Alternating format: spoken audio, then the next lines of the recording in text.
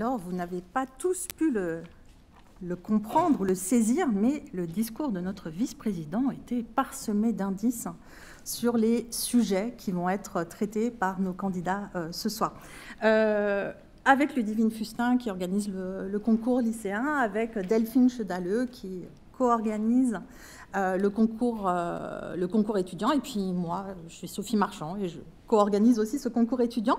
On va juste dire 2-3 mots, parce que le temps nous manque, et nous ne parlerons pas avec éloquence, ce n'est pas à nous de le faire ce soir, mais on parlera avec le cœur pour saluer l'aboutissement de cette belle expérience, qui est une expérience humaine pour les candidats et aussi pour les formateurs et les organisateurs. Donc, on voulait juste vous dire combien nous sommes heureuses de vous accueillir pour cette nouvelle édition de Fleurs d'éloquence. Merci d'abord au public dont la présence est absolument indispensable. Quand on parle, quand on est éloquent, c'est qu'on s'adresse à quelqu'un. Vous êtes donc des acteurs essentiels de ce qui va se jouer aujourd'hui, et sans vous, rien de tout cela n'aurait du sens. Le concours n'existerait pas, je vais remercier des gens qui ont été déjà remerciés, mais ils ont tant fait pour nous que c'est absolument nécessaire. Donc la BNF qui nous accueille, Sorbonne Université et plus largement l'Alliance Sorbonne Université, au sein de laquelle est né ce concours, qui est une collaboration entre la Sorbonne historique et puis l'Université de technologie de Compiègne. Les 3 facultés de cette université, Sorbonne Université, et nous sommes très heureuses et très honorées de pouvoir accueillir ce soir la doyenne de la faculté des lettres, Béatrice Pérez, qui participera au jury et qui remettra le prix étudiant. Merci aussi, évidemment, à la direction des affaires culturelles. On aurait dû les citer en premier parce que c'est eux qui font tout, en réalité. On a une pensée pour Yann Migoubert qui dirige ce service et qui est très impliqué dans Fleurs d'éloquence et qui ne peut pas être parmi nous ce soir. Et un énorme merci à Alice Poisson, à qui vous avez presque tous eu affaire et qui est vraiment la personne sans qui tout ça ne serait pas possible. Merci à toute l'équipe en réalité, je ne peux pas citer tout le monde. Merci aux formateurs, je donne leur nom. Nous n'avons que des formateurs, mais il y a 2 directrices, donc bon, ça compense un peu. Donc, merci à Édouard Boutet, à Lucas Lallemand, à Emmanuel Ostrovski, à Guillaume Ouattara, à Joseph Rotner, qui ont accompagné les candidats et les candidates pendant toute cette aventure. Merci au jury au pluriel, parce qu'il y avait un jury du premier tour, un jury du deuxième tour, et puis le jury de la finale. Donc, je cite les membres de ce jury.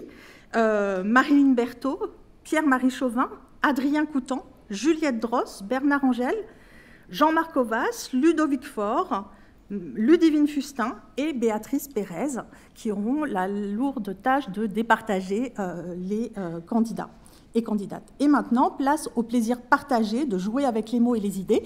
Et Delphine va vous expliquer un peu comment va se dérouler cette soirée. Merci.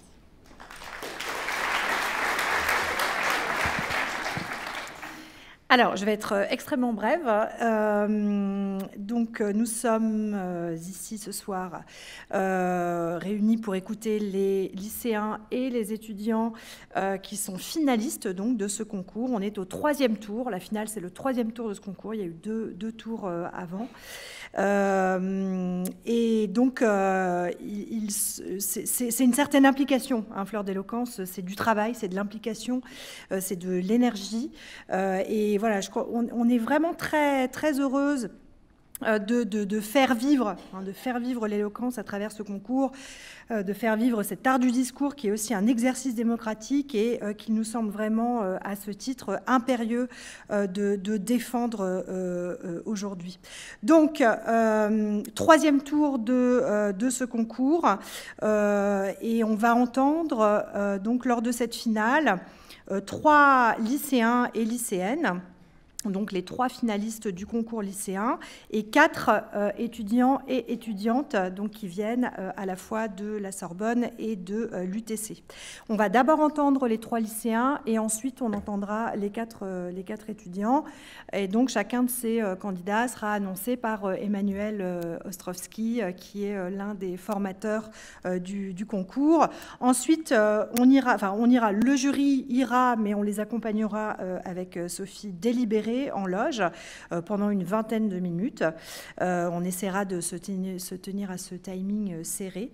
Pendant ce temps, vous aurez un retour d'expérience des candidats et des candidates qui sera animé par Guillaume Ouattara, qui est un des formateurs de Fleurs d'Éloquence.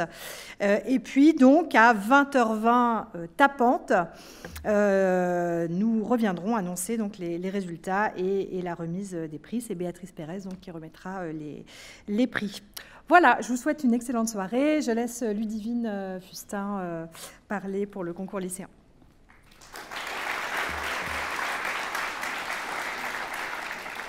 Alors, bonsoir à tous. Je suis très heureuse, je vais être aussi très brève, mais je vais quand même devoir remercier des personnes qui ont été importantes pour moi cette année. Alors, je suis très heureuse de vous retrouver ce soir pour cette 3e édition avec la section lycéenne qui a pris de l'ampleur cette année, puisque cette année, 6 lycées ont concouru lors de cette section lycéenne. Et je dois ici remercier fort chaleureusement Ludovic Faure, qui fait partie du jury, IPR de l'aide de l'Académie de Paris, qui m'a accordé sa confiance et qui a placé donc cette section lycéenne cette année sous son égide et qui a donc permis cette augmentation du nombre de lycéens concourants. Merci infiniment, Monsieur Faure.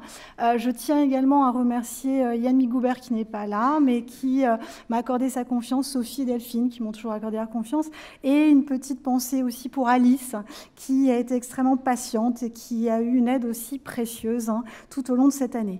Enfin, cette section lycéenne ne pourrait exister sans l'existence de professeurs qui accompagnent avec foi et engagement leurs élèves dans ce concours.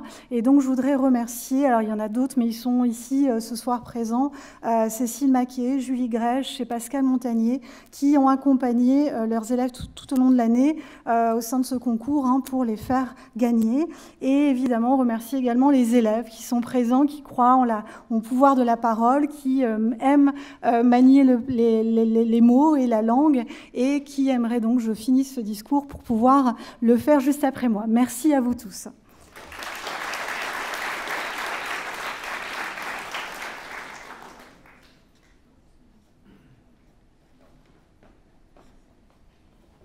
Alors, nous allons débuter cette finale avec un premier candidat lycéen, Fabien Salazar-Laborie, qui a eu comme sujet « L'art peut-il changer le monde ?» et il va répondre par l'affirmative.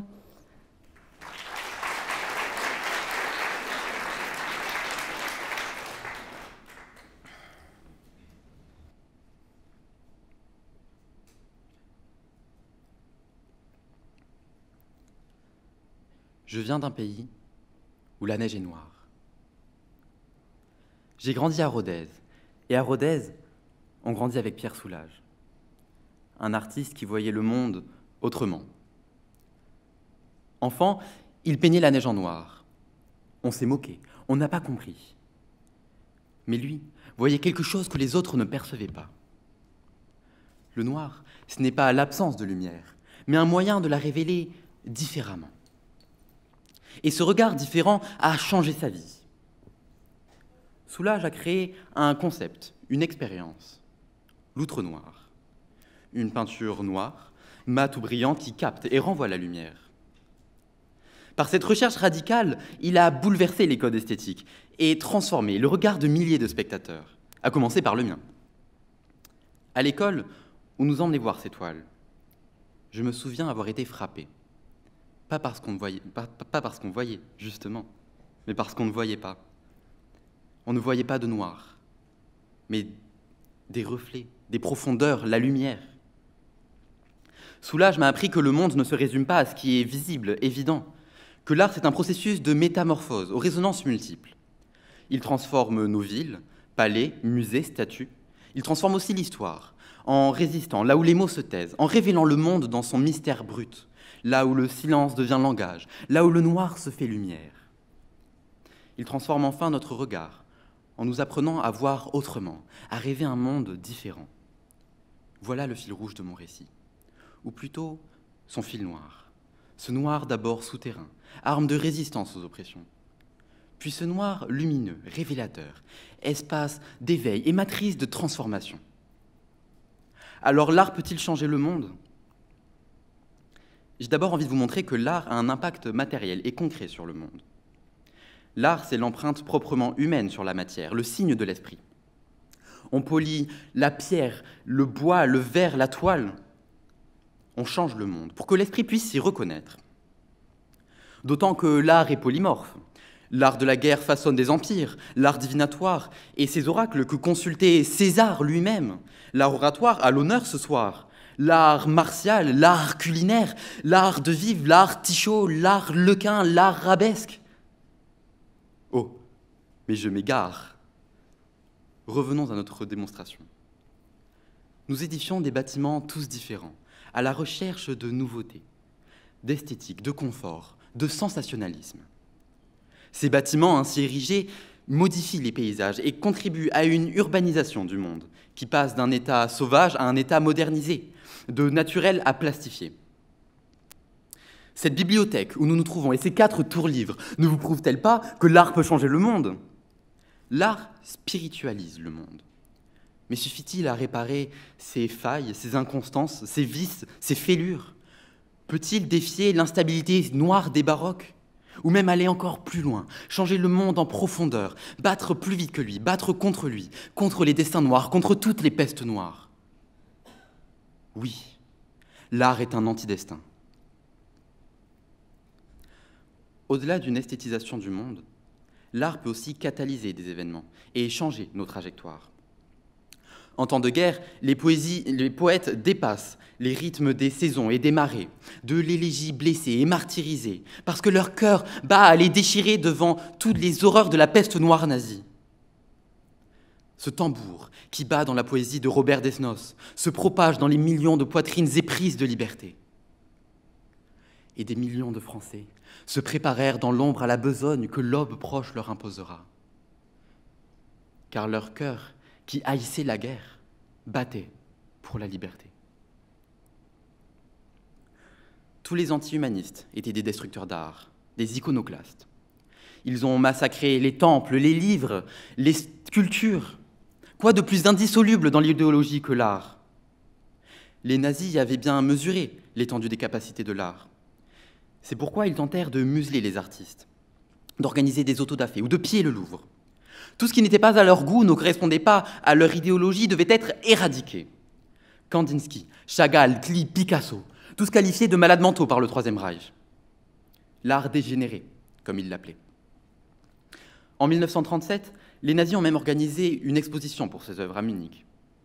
Non pas pour les célébrer, mais pour les ridiculiser. L'effet obtenu fut l'inverse. Les spectateurs y ont vu la force libre de l'art, celle qui ne se laisse pas dompter. Le fanatisme militaire, les préjugés, les étouffements. Mario Vargas Llosa ne cesse d'en faire l'autopsie. Cet académicien, prix Nobel de la littérature, est mort il y a quelques semaines. Et avec lui, c'est une grande voix qui s'est tue. Tout comme moi, il était péruvien. Et tout comme lui, j'ai besoin de réfléchir sur les racines des conflits idéologiques en Amérique latine.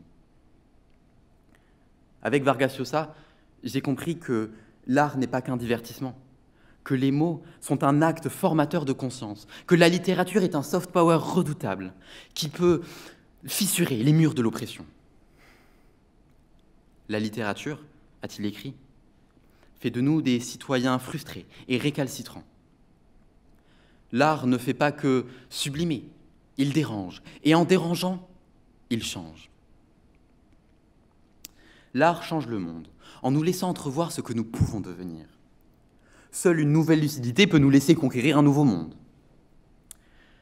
Quitte à faire scandale, Gustave Courbet, dans L'origine du monde, a osé peindre avec le seul fard de sa délicate palette les parties génitales d'une femme.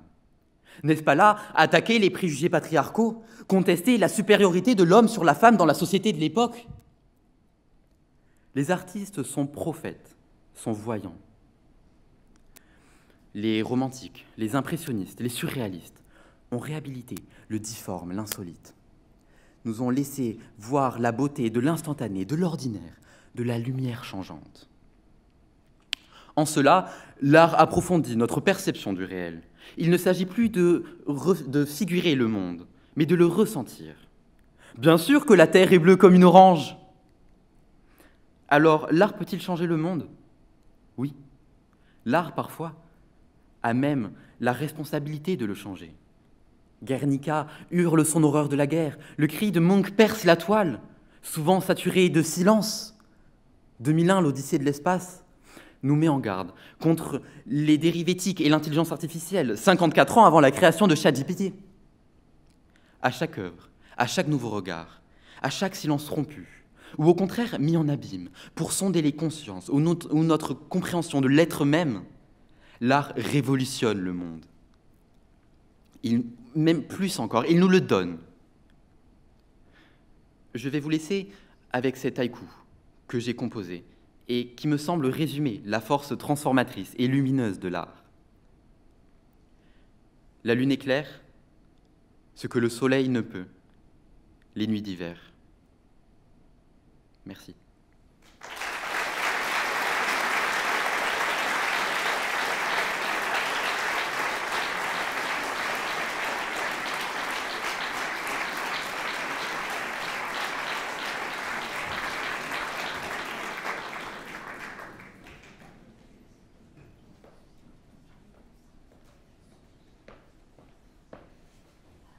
Alors, deuxième candidat de la section lycéenne, Akram Zidane, qui a eu pour sujet « Le silence est-il d'or ?»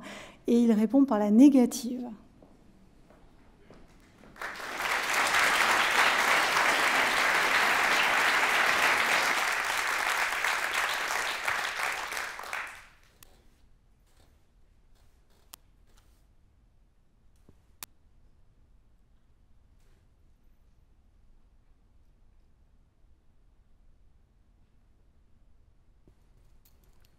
Alors, mon or, j'ai pourtant gardé le silence. Aucun bruit, aucun son n'est sorti de ma bouche. Nul mot n'a résonné dans cette salle. Je n'ai pas cherché à communiquer avec vous. Je vous ai offert un pur lingot, très précieux, d'une valeur considérable, au sommet de la hiérarchie des métaux. Je recommence? Soyons sérieux, je pense que vous attendez plus de moi. Le langage est ce qui fait de nous des humains. Les animaux font des bruits, certes. Ils gémissent, aboient, miaulent, piaffent, mais ils n'articulent pas. Nous avons des mots qui offrent le pouvoir gigantesque d'exprimer nos émotions, mais de les rendre audibles.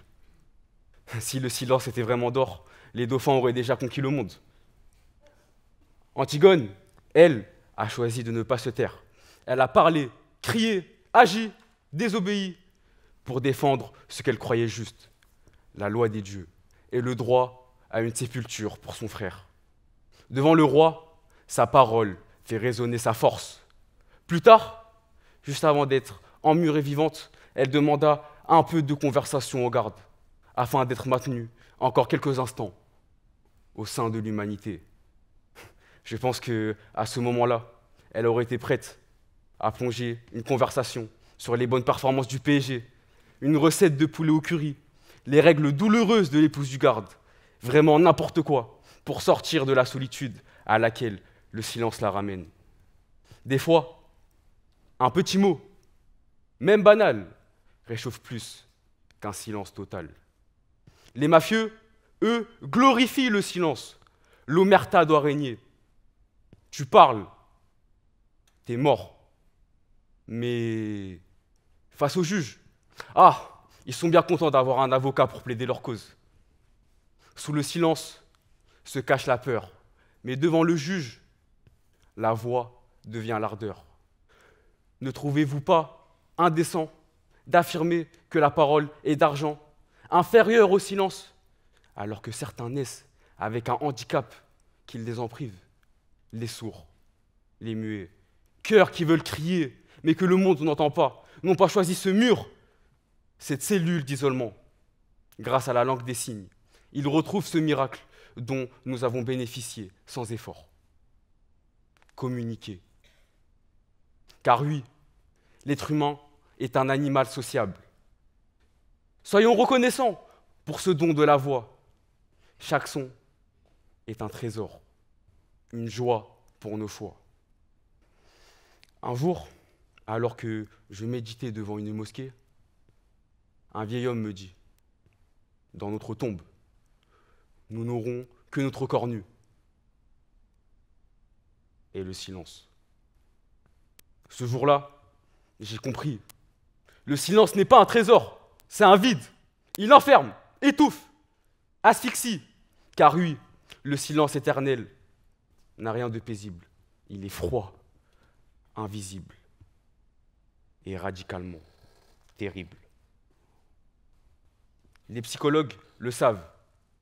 Le silence tue. Libérer la parole enfouie, c'est sauver sa peau. Se taire, c'est s'éteindre. Et finir aigri, comme tonton Gérard au repas de Noël. Nos papis, eux, enterraient leur douleur. Regardez l'affaire Betaram. Des années de silence, des vies détruites. L'or n'est jamais pour celui qui se tait. Non!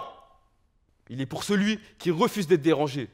Celui qui préfère fermer les yeux et les oreilles. L'or pour Bayrou et du plomb pour l'enfant violenté. On prétend se taire par respect, par pudeur, mais nous oublions ceux à qui notre voix aurait pu porter secours. Alors stop, boomer! La Gen Z est là, elle parle, pleure, crie, partage, s'exprime de story Instagram, en vidéo TikTok. Elle a appris à se méfier du silence.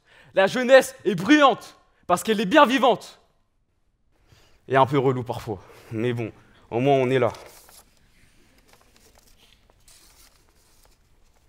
D'ailleurs, les nations aussi devraient avoir besoin de consulter des psychologues. Alors peut-être la France n'aurait-elle pas eu besoin de décennies avant de reconnaître que sa police avait jeté des Algériens à la Seine le 17 octobre 1961. Sortir du silence, c'est accepter de se regarder dans un miroir, refuser les tabous collectifs et progresser. Car les mots, tels des armes, font naître l'espoir, là où le silence laisse place au noir. Je vais vous raconter une histoire. Il était une fois une voyante qui reçut un homme. Il lui demanda « Pourquoi ne suis-je toujours pas mariée à 56 ans ?» Elle regarda dans sa boule de cristal et répondit doucement « C'est trop tard. Te souviens-tu de cette fille que tu croisais tous les matins dans le bus? Vous vous regardiez en silence. Si tu avais brisé ce silence, aujourd'hui, vous seriez mariés, entourés d'enfants et de bonheur. » L'homme termina sa vie seul. Sous le silence des craintes, la vie s'éteint. Mais un souffle de courage peut venir briser ce destin. Aujourd'hui, vous avez rempli ce silence par vos mots, vos rires, vos applaudissements. Je suis profondément touché. Moi, Akram Zidane, je vous dois quelque chose. Alors, je vous laisse ma voix. On dit que le silence est d'or.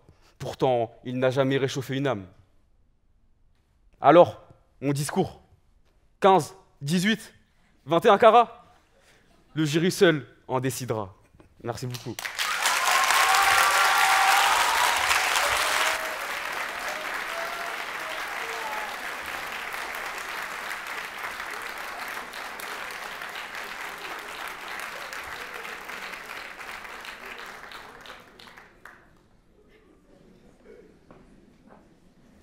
Dernière candidate lycéenne, Chloé Elie, qui a eu comme sujet les paroles s'envolent, les écrits restent, et qui répond par la négative.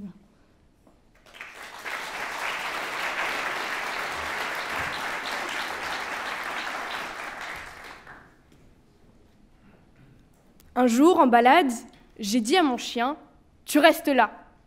Il m'a regardé, il a remué la queue, il a hésité, et miracle, il est resté. 5 secondes, mais c'est l'intention qui compte. Je ne lui ai pas écrit un roman. Pas besoin d'un panneau géant avec écrit « Interdiction de bouger ». Juste ma voix, mon ton. Cet instant suspendu entre lui et moi. Parce qu'une parole, ce n'est pas qu'un son, c'est un lien. Une émotion qu'on balance dans l'air sans notice. Je le sais aussi parce qu'un jour, quelqu'un m'a regardé droit dans les yeux et m'a dit « Tu sais, je crois en toi ». Quelques mots, rien d'écrit, et pourtant cette phrase est restée. Vivante, inoubliable. Parce que cette phrase, elle m'a portée pendant des mois. Et ça peut paraître banal, mais les mots qu'on nous dit peuvent transformer des doutes en certitudes, des peurs en courage. Des petites phrases qui, parfois, changent le cours de notre vie. Alors, quand on me demande « Les paroles s'envolent, les écrits restent ?» Eh bien non, et je vais vous le prouver. Ce proverbe, il date pas d'hier. On le doit à un poète latin, Horace, avec son « verba volente scripta manent ». À l'époque, c'était révolutionnaire. On voulait que le savoir arrête de s'évaporer à chaque extinction de cervelle. Alors on a gravé, copié, imprimé, et oui, grâce à l'écrit, beaucoup de choses ont traversé les siècles. La preuve, sans les écrits, on n'aurait jamais eu le Code civil. Bon, pas sûr que ce soit un argument qui fasse rêver, mais quand même. Sauf que ce proverbe, c'est une demi-vérité. C'est l'histoire racontée par les vainqueurs, ceux qui tiennent la plume, ceux qui effacent les autres. Mais l'histoire des oubliés, des invisibles, on la connaît grâce à quoi? On la connaît grâce aux paroles transmises, aux confidences, aux récits murmurés entre générations.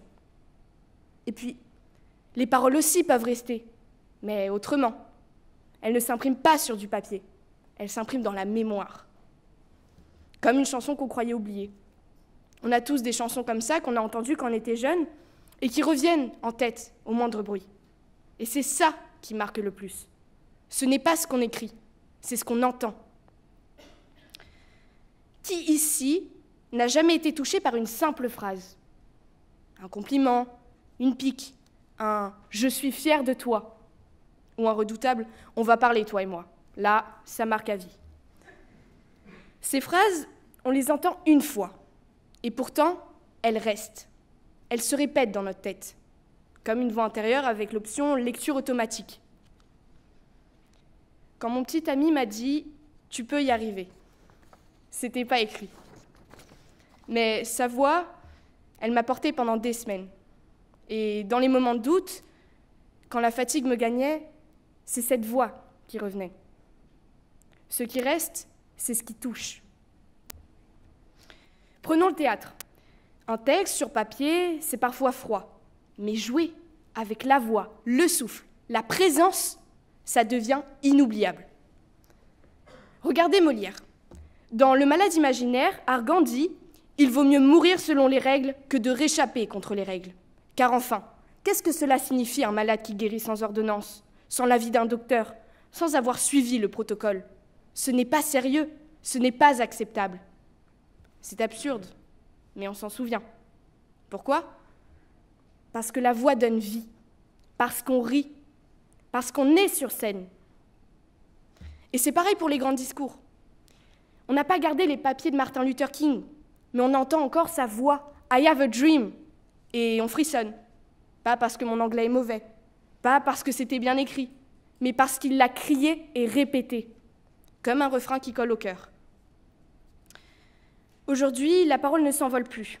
Elle circule, elle s'enregistre, elle a même un compte TikTok, c'est dire. Un vocal, un replay, un mot mal placé, et bim, tu l'as dit, je l'ai enregistré. Et l'écrit, est-ce que c'est plus fiable? Pas toujours. Un message Snapchat, disparu. Un document non sauvegardé? Alors là, c'est le drame du siècle. L'écrit, c'est matériel. Et tout ce qui est matériel, ça peut s'effacer. La parole, elle, laisse une trace vivante. Fragile, mais vivante. La parole, elle vit dans l'instant. Elle s'échappe de la bouche, s'envole, mais elle revient. Elle s'enroule autour de nous, nous touche, nous porte. Les mots peuvent aussi nous guérir. nous réconforter, ou au contraire, détruire en une fraction de seconde. Ce qui reste vraiment, ce sont les voix. Un je t'aime écrit, c'est joli, mais un je t'aime chuchoté, c'est du cinéma. Parce que la parole, c'est le souffle du vivant. Elle tremble, elle rit, elle déborde, elle vit. On se souvient de Martin Luther King parce qu'il a incarné ces mots, pas juste parce qu'il les a écrits. Alors oui, la parole est fragile, mais c'est sa fragilité qui la rend inoubliable. Les paroles ne s'envolent pas, elles restent, elles s'infiltrent, elles résonnent. Comme ce jour où j'ai dit à mon chien « Reste là !» Quelques mots, rien d'écrit, et pourtant il a compris. Parce qu'une parole, c'est un lien, une émotion, un « je crois en toi », un « je t'aime », une simple phrase qui reste et qui marque. Les écrits durent, oui, mais parfois, ils s'effacent. Alors, peut-être qu'on devrait dire « les écrits s'effacent, les paroles laissent des traces ». Et moi, ce que je veux semer aujourd'hui, c'est une parole qui reste. Merci.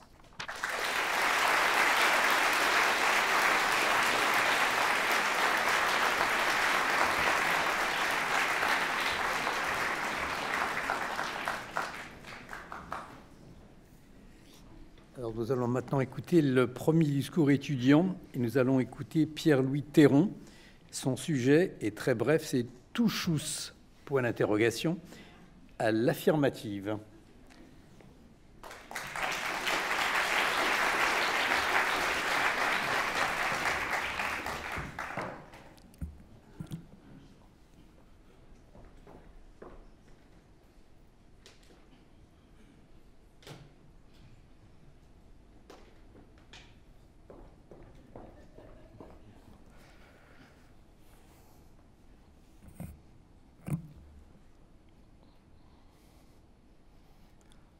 Pan.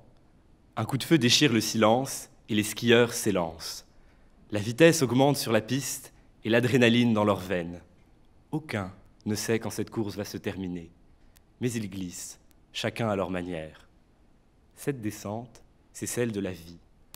Ce coup de feu, c'est notre premier cri, cette première inspiration que nous prenons pour nous donner de quoi tenir ce parcours du combattant. Quant à la ligne d'arrivée, elle est propre à chacun. Pour certains, passé celle-ci, il y aura des gagnants, récompensés du trophée du paradis, des perdants, sanctionnés du carton rouge de l'enfer, et pour d'autres, il n'y aura rien. Mais au fond, peu importe, car ce qui nous intéresse ce soir, c'est la technique qu'ont choisie les différents participants pour apprivoiser le terrain. Voici la mienne. Souvenez-vous, cette course a débuté par une détonation, un premier battement de cœur, un premier cri, « Pan ». Ce bruit résonne encore en mon âme. D'ailleurs, en allemand, le coup de feu se dit « Schuss ». Et c'est pour cela que j'ai choisi d'embrasser pleinement ce marathon de la vie, explosif par essence, en le poursuivant comme il a commencé, tout droit, à pleine vitesse, tout Schuss. D'abord, parce que cela me permet d'échapper à l'ennui, qui naît de la prise de conscience de l'absurde qui m'entoure. Si je change régulièrement d'activité, que je les diversifie, je n'ai pas le temps d'en prendre conscience. Certains me diront que je passe à côté de quelque chose. C'est exact. Mais pourquoi perdre de précieuses secondes à remarquer cet absurde qui par essence est inexplicable? Je préfère le vivre.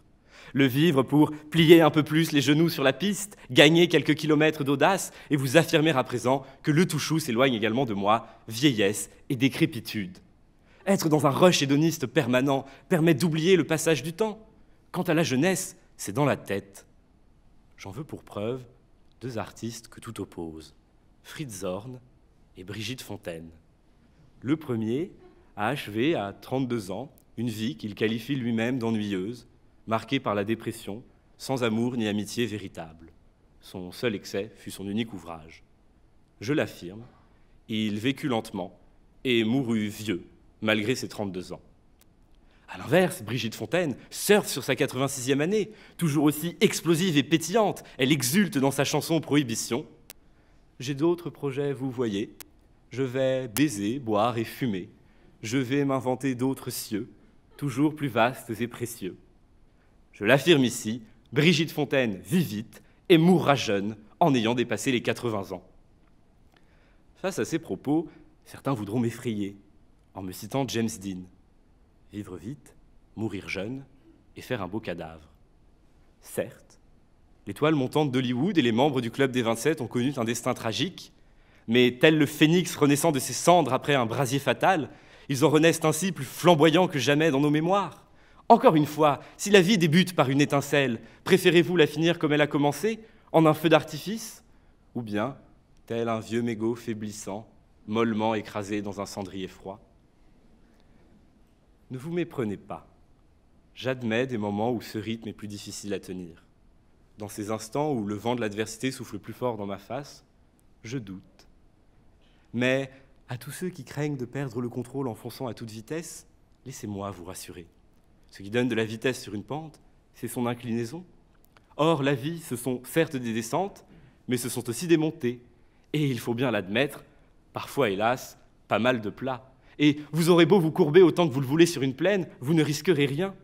Être en permanence en chousse, c'est prendre de la vitesse lorsque c'est possible, mais ne rien risquer le reste du temps. C'est un stoïcisme nouveau qui intègre les passions dans le destin et nous invite à les vivre pleinement.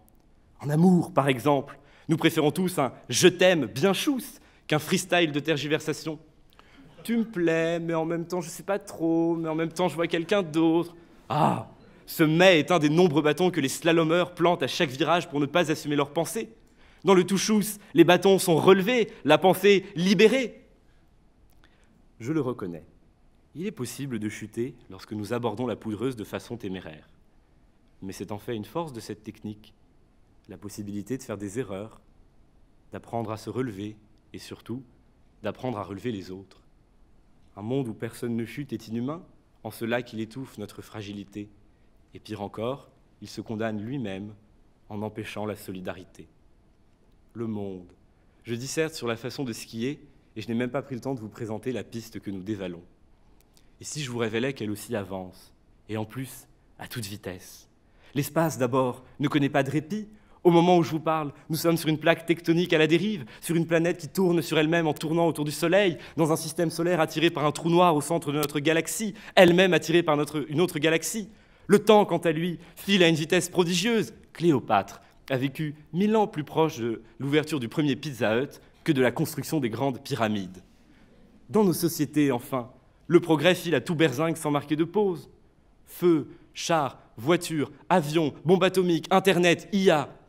Nous en venons presque à accélérer notre apocalypse. Alors, face à cette course effrénée, certains vous présenteront la pause comme une résistance.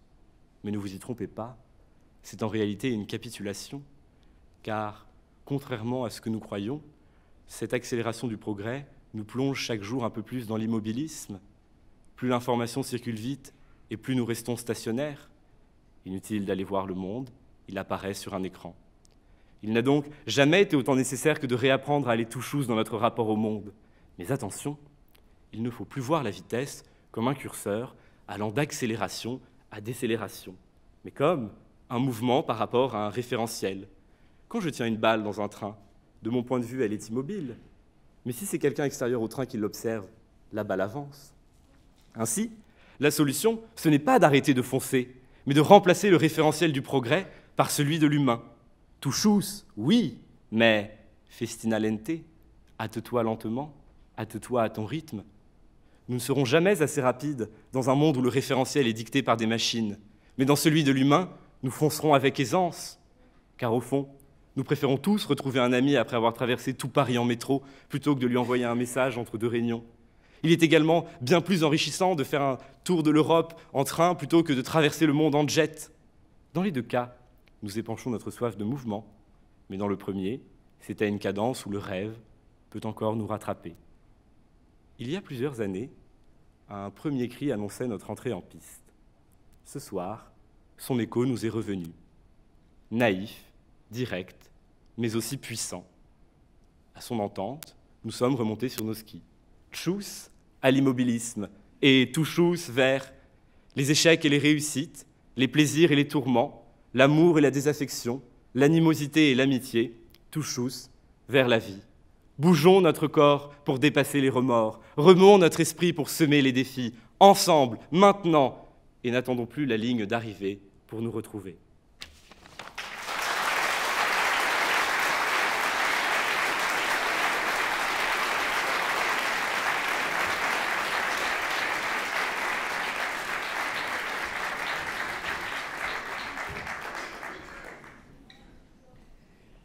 Donc sur le même sujet, touchous, point d'interrogation, nous allons écouter Alexandre Tran qui répond lui à la négative.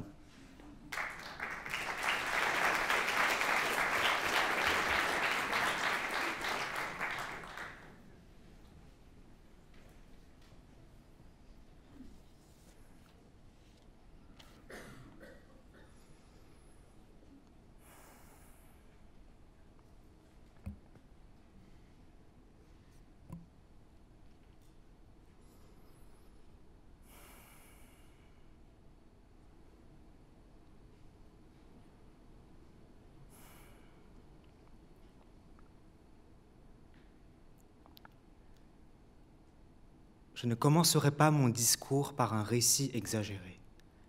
Car après tout, il ne s'agira pas, comme dit l'expression allemande « Touchous », d'aller tout droit, sans s'arrêter, sans se questionner. Je dirais que non. Ce soir, il s'agira de demeurer au plus simple et de parler à voix nue de choses connues.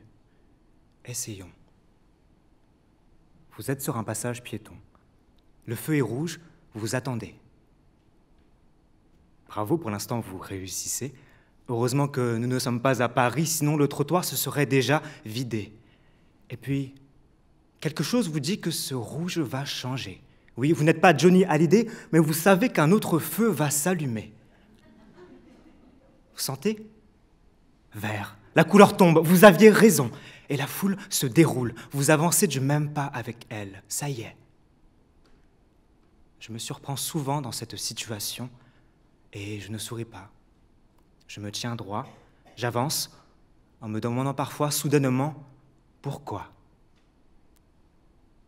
J'arrive de retour sur le trottoir, mais je ne m'arrête pas, j'accélère, mais je continue néanmoins à démarcher mes pensées et je me questionne encore. Pourquoi vais-je aussi vite? Pourquoi vais-je aussi droit? Qui l'a décidé? Je lève la tête et je vois en passant ces gens à l'arrêt. Une petite fille blonde, une femme avec des yeux bleus et qui sourit, un homme avec une casquette si large posée sur sa tête que cette casquette recouvre la moitié de ses yeux. Je voudrais tous les rencontrer, mais je ne le fais pas. Non, je ne cesse pas souvent d'avancer. Le mot de la phrase suivante ne nous laisse pas vraiment le temps de nous attarder et respirer au poing fermé. Lorsque plus loin, finalement, après ma marche, je fais le choix de m'arrêter pour penser. À quand remonte la dernière fois où je me suis permis de ralentir et de me détourner? Ou à la question touchous, je répondis non. Bien que j'en ai eu si souvent l'envie par le passé, je crois que nos recruteurs et nos employeurs ne nous encouragent pas tant à la rêverie et à la lenteur qu'à la productivité. Qu'est-ce qu'aller tout droit et sans s'arrêter? Je crois qu'il s'agisse d'abord, d'une part, de faire, de vivre et de travailler à toute vitesse, sans se pardonner de ralentir ou de freiner. Les nombreux conseils d'orientation sont des dialogues de marathon. Et à la question « Que voulez-vous faire après le lycée ?», on puisse répondre « Oui, c'est très bien comme projet, mais je vous conseille vraiment de ne pas prendre de pause pendant vos études et encore moins pendant votre travail. Non, on risquerait de prendre votre place ou bien de mal le voir. Ne prenez pas de détour, non, allez droit à la ligne, sans entour, sans contour, suivez la ligne, faites au plus vite. Le plus vite sera le mieux. » Or, cette peur de ne jamais faire assez, de ne jamais être assez, nous amène parfois à en faire trop. Et l'on dira d'une personne qu'elle s'est brûlée. Aurions-nous le droit, une fois la journée terminée, d'enfin nous émanciper en trouvant notre propre rythme? On me répète pourtant encore que le temps est compté. Aller tout droit sans s'arrêter, c'est aussi ne pas prendre le temps de se remémorer. Or, lorsque nos adresses se nomment la bibliothèque François Mitterrand, la rue Colette, la rue Victor Hugo, le centre Pierre et Marie Curie, lorsque ces noms sont remplis de souvenirs, je ne crois pas qu'il faille avancer sans eux, contre eux ou en dépit d'eux, mais pour eux. Il y a près de chez moi une dalle bleue sur le mur de la gare qui dit Ici furent déportés entre 1942 et 1943 des milliers de femmes et d'enfants juifs vers les camps de la mort. N'oublions jamais. Peut-être que ceux-là qui sont partis avant nous, bien trop tôt, peut-être avons-nous le droit et le devoir maintenant de nous arrêter et de nous souvenir d'eux. Et que les roses déposées devant ce mur ne sont pas davantage destinées au passé que des vœux que nous, vivants, adresserions à l'avenir, portés par le poids des combats que nous avons menés et des défaites qui nous ont meurtris. N'aurions-nous pas peur d'un politicien qui irait tout droit, tout chousse, sans jamais s'arrêter, ni pour nous consulter, et encore moins se rappeler de notre mémoire collective? Et puis enfin, on me dira qu'il y a une incandescence, une jeunesse sans âge dans le fait de partir tout droit, sans retenue, semblable au voyage. Bien sûr, j'ai grandi moi aussi avec l'amour des cartes et des récits, avec ces photographies vous montrant des baobabs géants dans une savane qui trempe dans la couleur ocre et juteuse, mandarine du couchant. Mais j'ai aussi grandi en apprenant malgré moi qu'il y a dans ce monde-ci la guerre à l'Est, et que le climat se réchauffe, et que moi et ma génération avons peur pour l'avenir. Oui. Et notre poésie est en deuil. Est-il encore temps de fuir, tout droit et sans s'arrêter, de risquer encore de faire du lyrisme, agir sans penser à ce qui viendra après? Et où pourrions-nous aller pour rêver? Lorsque certains tournent leurs projets vers les cieux et que déjà ils s'éloignent et me semblent extraterrestres, je voudrais les ramener près de moi pour construire ensemble quelque chose de meilleur ici. Car pour essayer de sauver notre maison qui brûle, je ne crois pas qu'il s'agisse d'aller quelque part d'autre, vraiment, de vouloir tout oublier, de vouloir tout nier, comme si France, Paris, Portugal, Espagne, Italie, Asie n'étaient que des noms creux et sans passé que l'on pourrait remplacer une fois installés sur Mars. Mais je crois qu'il s'agirait plutôt de rester, de décarboner, de planter, de semer, et de commencer à bâtir ici quelque chose d'un peu mieux sans plus rien délaisser. Et que les plus fortes et les plus forts ne sont pas ceux qui ont le cran de s'en aller, mais ceux qui osent, malgré et contre toutes les laideurs, demeurer. C'est peut-être ce que font les parents. Nous pourrions enfin assumer ce monde présent. Ce n'est plus seulement habiter poétiquement le monde, comme disait le poète allemand Hölderlin, mais l'habiter dans sa totalité, belle, bien que souvent terrible. Non plus en voulant le fuir, allant toujours d'un voyage à un autre, mais en voulant y agir et en acceptant d'y être pour de bon. Enfin, lui appartenir, en le faisant don de notre destinée. Aujourd'hui, ce soir, parce que nous avons fait le choix de nous arrêter et de rester ici, nous nous sommes, par exemple, enfin trouvés, enfin rencontrés. Merci.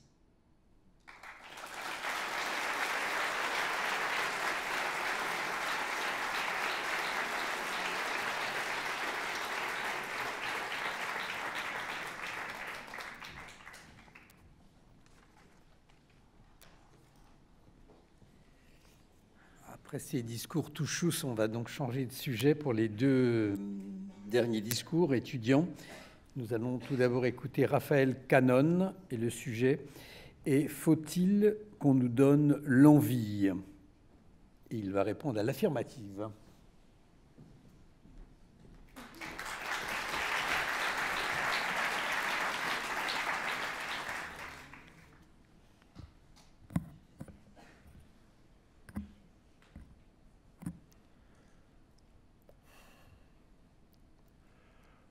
Automne 1987. Un soir au Palais Omnisport de Paris-Bercy. La salle est pleine à craquer de 12 000 personnes agglutinées les unes contre les autres. Il fait chaud, c'est presque étouffant. Dans l'air électrique, on sent un mélange de parfums trop forts et d'impatience. Les tenues de cuir crissent en se frottant entre elles, les regards brillent à travers une lumière tamisée, incertaine, et occasionnellement, dans les gradins, le balai d'un projecteur transperce l'obscurité. comme un guetteur de silence. Certains crient déjà, d'autres se taisent, mais tous les regards sont encore tournés vers la scène, encore vide. Quand soudain, les premières notes, et le sol se met à vibrer, et le voilà qui entre en scène. D'un pas lent, solennel, il ne cherche pas à impressionner, il n'en a pas besoin. Cuir noir, regard fixe, rage contenue, il est la fièvre et le feu. Prêt à embraser la scène ce soir, il est sa propre légende. Alors il s'approche du micro, le saisit comme on saisit une vérité qu'on ne peut plus taire, et d'une voix rauque et puissante, il lance ces mots. « On m'a trop donné, bien avant l'envie, j'ai oublié les rêves et les merci, toutes ces choses qui avaient un prix, qui font l'envie de vivre et le désir, et le plaisir aussi, qu'on me donne l'envie. » Ce soir-là, Johnny Hallyday ne vient pas pour divertir. Il ne vient pas simplement faire le show. Non. Il vient réclamer ce qu'il y a de plus précieux. Et tel un pyromane en cavale, une nouvelle fois, il revient pour allumer le feu. Aujourd'hui, cher public, cher jury, j'ai choisi de me faire l'écho de Johnny, alors je vous le dis avec toute ma flamme, oui, il faut qu'on nous donne l'envie. Et les plus attentifs d'entre vous auront sans doute remarqué que je ne dis pas qu'il nous faut trouver l'envie. Je dis qu'il faut qu'on nous la donne, et ça a toute son importance. C'est important parce que l'envie, ça n'est pas spontané. L'envie, c'est contagieux, c'est virulent, ça s'attrape, mais surtout, ça se transmet. À tel point que si l'envie était une maladie, eh bien le monde entier serait depuis longtemps en pleine pandémie. Oui, une pandémie d'envie qui donnerait des airs de grippe saisonnière au Covid, tant elle est omniprésente. Car elle est partout, tout le temps, elle se transmet par les regards, par les gestes, par les paroles, elle traverse les époques et les frontières depuis que l'homme et la femme peuplent la terre. L'envie est partout. D'ailleurs, même ce soir, regardez, elle est là. Elle est dans les villes, dans les campagnes, elle est sur les réseaux sociaux. Alors oui, l'envie, c'est par définition. C'est même parce qu'elle provient toujours d'autrui qu'il faut bien qu'on nous la donne. Et maintenant qu'on a dit ça, le plus intéressant, c'est encore de se demander pourquoi. Pourquoi est-ce que c'est important? Pourquoi est-ce que c'est nécessaire? Pourquoi est-ce que c'est vital qu'on nous la donne, l'envie? Et à cela, il y a plusieurs théories. Certains pensent que c'est parce que l'envie, c'est un moteur, le moteur de notre train-train quotidien, celui qui nous pousse tous les matins à sortir du lit pour aller étudier ou travailler, mais plus encore, le moteur de cette fusée qui nous propulse vers les sommets, celle qui nous pousse constamment à essayer, à progresser, à nous surpasser. D'autres vous diront que s'il faut qu'on nous donne l'envie, c'est aussi parce que c'est un pilier. Un pilier qui nous aide à tenir quand on fait face à l'adversité. Pour moi, par exemple, c'est cette envie de soigner, cette envie de faire le bien et de bien le faire, surtout, qui m'aide à tenir quand je pense à ces 10 années. 10 années que je passe à étudier la médecine, mais que je passe aussi à me demander, est-ce qu'un jour je vais finir médecine? Est-ce qu'un jour c'est la médecine qui va me finir? On ne sait pas. Et enfin, s'il faut qu'on nous donne l'envie, c'est aussi parce qu'elle égaye nos vies, avec son petit grain de folie. Vous savez, ce genre de grain de folie qui vient chuchoter un soir à l'oreille des organisateurs de concours d'éloquence et qui leur dit « Hey, psst, pour la finale, on n'a qu'à faire un sujet sur Johnny Hallyday. Yeah, rock and roll !» Et je ne vous parle pas de comment ils ont l'idée de faire un sujet sur Touchous. On est inspiré à fleur d'éloquence. Et justement, pour en revenir à Johnny et à notre sujet, oui, s'il faut qu'on nous donne l'envie, eh bien c'est parce que c'est une composante essentielle de tous nos instants. C'est parce que grâce à elle, on se sent réellement vivant. Oui, l'envie nous maintient en vie. C'est pour ça qu'il faut qu'on nous la donne. Et ce soir, c'est précisément notre mission, à nous, orateurs, oratrices, de vous donner l'envie. L'envie de nous écouter, de penser, de rêver, et peut-être même plus encore. Parce que des envies, il y en a des milliers. Alors ce soir, en nous écoutant, vous aurez peut-être l'envie de voyager, cette envie de partir à l'aventure, de partir sans visa pour des îles sans vis-à-vis. Une envie qui vous crie « Va jusqu'en Italie, vis ta vie, oui, fuis les villes sans visage et leur litanie. » Une envie puissante, comme ces envies secrètes qui nous habitent, celles qui nous animent, celles qui nous dessinent. Celles qui n'ont besoin que d'une étincelle pour raviver le brasier qui sommeille en chacun d'entre nous. Et comme disait l'autre, il suffira d'une étincelle. Une étincelle pour l'embraser cette vie, pour l'embrasser cette envie. L'embrasser tout doucement, comme ce premier baiser, vous vous rappelez? Celui qui vous a donné l'envie d'aimer. Et d'un coup d'un seul, le cœur s'emballe. Les regards brillent et tout devient possible. Alors, on se sent plus vivant que jamais. C'est pour ça, c'est pour ces moments-là, c'est pour ces instants-là que oui, il faut qu'on nous donne l'envie. Pourtant, malgré tout cela, pour certains, l'envie garde des allures de cadeau empoisonné. Un péché originel dont il faudrait à tout prix nous préserver. Ils nous disent, mais c'est pour votre bien, vous comprenez? Mais moi, je ne comprends pas. Ou alors j'ai du mal à comprendre.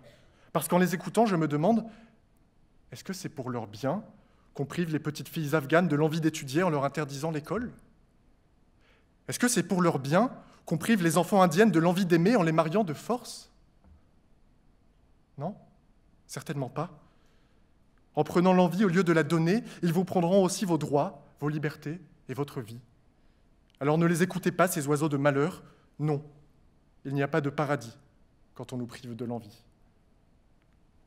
Et ça, ceux qui l'ont déjà perdu, l'envie, vous le diront mieux que moi. Parce que quand la flamme s'éteint, quand on n'a plus envie de rien, plus envie de vivre, de sourire, de sortir, eh bien alors on ne vit plus. On survit. Parfois, c'est plus qu'une question de confort. Parfois, donner l'envie, c'est une question de vie ou de mort. J'ai un petit peu plombé l'ambiance. Mais pour l'instant, on est encore là, moi debout et vous assis, et tous vivants et pleins d'envie.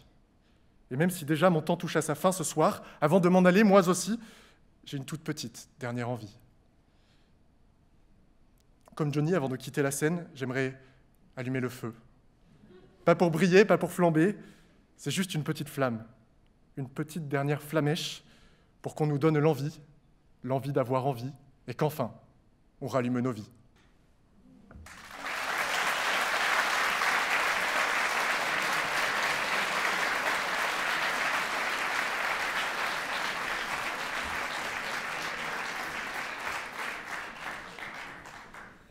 Après ce vibrant hommage à Johnny Hallyday, nous allons écouter le contre-discours et nous allons écouter Stéphanie Crespin, toujours le même sujet, donc faut-il qu'on nous donne l'envie? Et elle va répondre à la négative.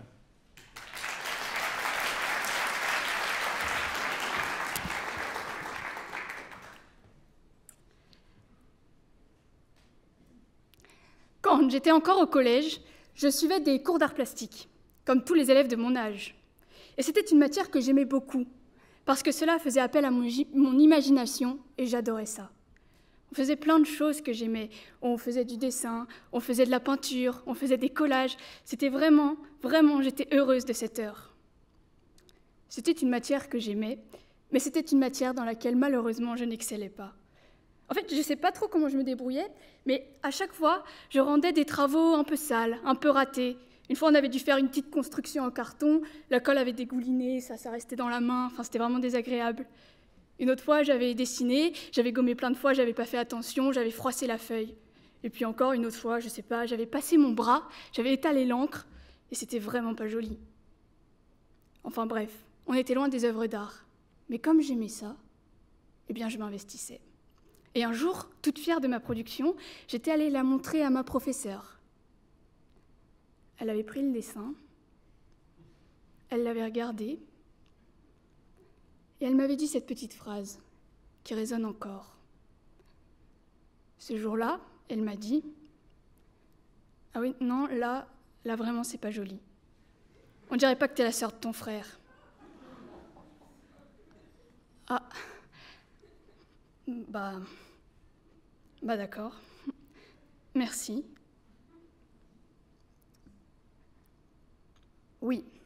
Oui, parce que mon frère dessinait très bien, mon frère faisait tout très bien, mon frère était un vrai être de lumière. La rengaine, je la connaissais, hein. J'avais déjà entendu 1000 fois, et ce jour-là, avec cette petite phrase, elle venait simplement une fois de plus de me le rappeler. Eh bien, ce jour-là, elle a eu tort. Elle a eu tort parce que ce jour-là, elle m'a fait envier mon frère. Elle m'a donné l'envie de lui ressembler. Et contrairement à ce que l'on pourrait penser, cela n'a pas fait naître chez moi des désirs de dépassement de soi, de recherche de l'excellence. Non, non, non. La seule chose à laquelle ça a été à l'origine, c'est de jalousie, de compétition et de comparaison excessive, qui nous a suivis jusqu'à la fin de notre adolescence et qui a fortement impacté nos relations. Alors faut-il que l'on nous donne l'envie? Non. Non, parce que l'envie, lorsqu'elle vient de l'extérieur, du regard des autres, n'a jamais rien produit de positif. C'est à l'origine de jalousie, d'avidité et de conformisme. Et si mes histoires d'art plastique ne vous semblent être que des sensibleries d'adolescentes, que nous, dans notre monde d'adultes, nous sommes bien passés au-dessus de ces problèmes de comparaison, eh bien, permettez-moi de vous détromper. Nous vivons aujourd'hui dans une société qui donne constamment l'envie. Par la publicité, les réseaux sociaux, les influenceurs qui vous expliquent à quel point leurs vies sont géniales. Vous prenez un magazine, sur la première page, vous verrez un mannequin parfait, refait, on vous donnera l'envie de lui ressembler. Et puis, sur la page d'après, on vous présentera des crèmes amincissantes, des régimes hors de prix, pour que vous puissiez atteindre cet idéal que l'on vous a présenté. On vous a donné l'envie de ressembler au mannequin, puis on vous présente les produits qui permettraient d'atteindre cet idéal, afin de vous donner l'envie de les acheter. Le procédé est plutôt vicieux, hein. Et cela est vicieux parce que cela instaure une hiérarchie entre les êtres humains, entre ceux que l'on veut montrer et ceux que l'on doit cacher. Dans ce contexte, des éléments comme la réussite sociale, la beauté ou les possessions matérielles deviennent les moteurs de l'existence. Oui, c'est ce qui joue sur l'image de soi, et comme tout le monde a l'envie de donner l'envie, eh bien tout le monde essaye d'agir sur l'image qu'il renvoie. Et cela malgré toutes les conséquences que nous connaissons. Cela pousse par exemple à la surconsommation, puisque pour rester dans la partie, il faut avoir la dernière voiture, le dernier objet high-tech. Mais cela pousse également, comme je disais déjà, à la dévalorisation, à l'uniformisation des styles, et surtout à de l'exclusion de ceux qui n'entrent pas dans ces normes d'esthétisme et de réussite sociale. De cette manière, les pauvres, les malades, les handicapés sont relégués à la marge. Oui, pour le coup, eux, personne ne veut les voir. Pour le coup, eux, ils ne donnent pas vraiment l'envie. Alors donner l'envie est une mauvaise chose, parce que donner l'envie, c'est placer des êtres au-dessus, et donc forcément des êtres en dessous. Et puis, sous-entendre qu'il faudrait que l'on nous donne l'envie, cela signifie qu'on aurait besoin d'une main pour nous guider, qu'on nous montre le chemin. Mais là encore, ce n'est pas vrai. L'envie, la vraie, celle qui est pure, elle vient du plus profond de nous. Elle s'inspire de nos convictions, de nos valeurs, de ce qui nous intéresse et nous touche véritablement. Et si vous n'en êtes pas encore convaincus, permettez-moi de vous rappeler cette scène. Cette fois où vous êtes tombés amoureux, il y en avait deux. L'un parlait bien, l'autre se taisait. L'un faisait des grands mouvements de manche, il était bien habillé, bien propre, il rendait vraiment bien, hein. Il faisait tout pour que vous le remarquiez. Il voulait vous donner l'envie que vous l'approchiez. Et puis l'autre était beaucoup plus discret. Et pourtant, c'est l'autre que vous avez remarqué. Et pourquoi ? Parce que l'envie est un élan du cœur. Si l'on doit vous donner l'envie, cela veut dire qu'elle ne vous est pas venue naturellement, et donc que l'on va vous y pousser artificiellement. Et alors, comment va-t-on faire ? Eh bien, on va exacerber les côtés positifs, tout en passant sous silence les côtés négatifs. Et c'est un procédé qui n'est pas neutre, qui est presque malhonnête. Et si cela peut paraître innocent dans le cadre de la séduction, cela est beaucoup moins dans d'autres domaines. C'est exactement, par exemple, le fonctionnement des sectes. On vous donne l'envie de les rejoindre par des programmes de développement personnel, des missions humanitaires, tout en passant sous silence tous les côtés négatifs. Puis petit à petit, on va vous donner l'envie de vous conformer, d'intégrer le groupe, pour ne pas être laissé de côté. Et enfin, vous vous retrouverez à agir d'une manière qui n'est pas la vôtre parce que l'on vous aura endoctriné. Et si vous ne vous sentez pas concerné, eh bien, permettez-moi de faire ce parallèle, même si c'est dans un monde extrême, évidemment. C'est exactement comme ça aussi que fonctionne notre société. On vous pousse vers certains comportements, on essaye de vous faire vous conformer. Alors donner l'envie est une mauvaise chose, parce que donner l'envie, c'est une perte de neutralité, c'est une perte d'honnêteté. Et parfois, cela peut mener jusqu'à une volonté de contrôle. Mais alors, puisqu'il ne faut pas nous donner l'envie, que faut-il nous donner ? Donnons-nous de la confiance en nous, pour que nous ne nous déposions pas notre volonté d'agir dans des mains extérieures. Apprenons-nous l'autonomie et la liberté de penser. Apprenons-nous à être conscients et critiques. Et puis pour le reste, faites-vous confiance. Ne vous laissez pas impressionner par des normes, des standards et des hiérarchies. Vous seuls savez ce que vous valez. Vous seuls savez ce que vous voulez. Alors, allez-y et faites ce dont vous avez envie.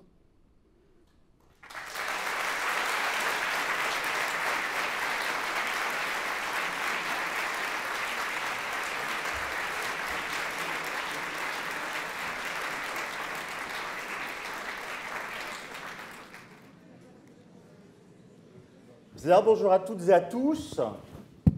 Ah, je peux parler plus doucement. Bonjour à toutes et à tous, très heureux de passer ces 25 minutes ensemble. 25 minutes qu'on aurait pu appeler Bienvenue à Ikea, puisque notre but est de meubler pendant que le jury est en train de délibérer. Mais c'est votre spécialité avec Joseph, Emmanuel. Venez, prenez place, de parler et de vous parler de ce que vous venez de vivre avec les candidats qu'on va faire venir au fur et à mesure. Je n'ai pas d'idée de comment, mais on va trouver des belles choses à faire. Emmanuel Ostrowski, Joseph Rotner, tous les deux hommes de théâtre et formateurs du concours. Édouard, tu peux venir, pardon, aussi. Je t'avais pas vu dans la pénombre. Viens avec nous, pardon. Est-ce qu'on a d'autres formateurs qui sont présents? Il n'y a pas de siège pour les candidats. Mais on ne va pas tous les faire venir à la fois. Tout est prévu, tout est calé. Emmanuel, Joseph, sous un tonnerre d'applaudissements, nous avons Édouard Boutet.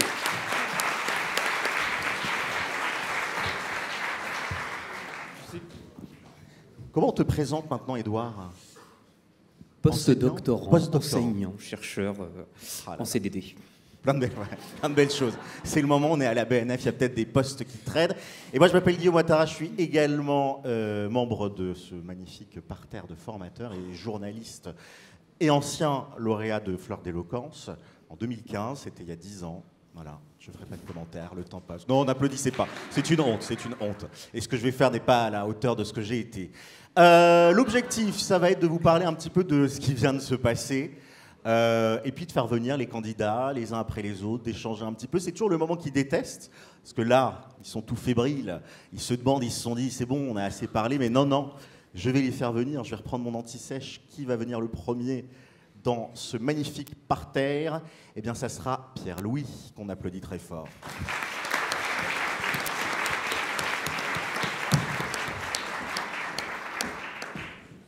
Tiens, viens au milieu. C'est un moment agréable, tu vas voir. Pierre-Louis, est-ce qu'ils vous ont été présentés précisément sur ce qu'ils étudient? Eh bien, Pierre-Louis, présente-toi. Âge, études, passion. J'ai 22 ans, je suis étudiant en médecine à la Sorbonne, en 4e année. Et j'aime lire, j'aime faire la fête, écouter de la musique, enfin, rien de bien original. C'est bien. Mais c'est largement suffisant. C'est des belles activités. Visiblement, tu aimes parler également. Pourquoi Fleur d'Éloquence? Pourquoi le concours? Pourquoi la formation? On était allé voir 8 femmes avec des amis au cinéma par le dispositif d'activité de la faculté. Et en me promenant dessus, j'ai vu qu'il y avait d'autres activités possibles, de la photo, du dessin. Et il y avait aussi Fleur d'Éloquence. Et c'était l'une des dernières choses où il restait des places. Et j'en avais fait un peu au lycée. Et je m'étais dit, là en vrai, ça fait 3 ans, voire plus, que j'en ai pas fait. Dans mes études, c'est pas quelque chose qu'on a trop l'occasion de faire, surtout d'écrire un texte et tout. Donc je me suis dit que ce serait une bonne chose pour me changer les idées, refaire une expérience et tout. Est-ce que ça a marché? Ça t'a changé les idées? Oui, ça m'a changé les idées parce que je trouve qu'en médecine, les médecins, en tout cas les étudiants, c'est un peu ma hot take. Désolé s'il y a mes amis qui m'en veulent après avoir dit ça dans la salle ce soir. Mais je trouve qu'on est pas mal à résumer notre vie à nos études et assez vite à ne parler que de ça. Et quand on est entre étudiants en médecine, on finit toujours, même pas par parler de médecine d'ailleurs, mais parler du dernier TD, du prochain stage, des partiels et tout. Et là, en fait, ça m'a permis de rencontrer des gens, de voir des gens dans la même faculté que moi, qui faisaient autre chose que de la médecine, qui parlaient du coup d'autre chose que de leur prochain cours. Donc oui, c'était une expérience vraiment enrichissante, voir un peu comment ça se passe ailleurs, et c'est toujours agréable. Sortir de soi, et sortir de ce qu'on a l'habitude de faire. Emmanuel, est-ce que c'est pas aussi ça l'éloquence, sortir un peu de soi? Et le touchous aussi. Et le touchous, c'est vrai.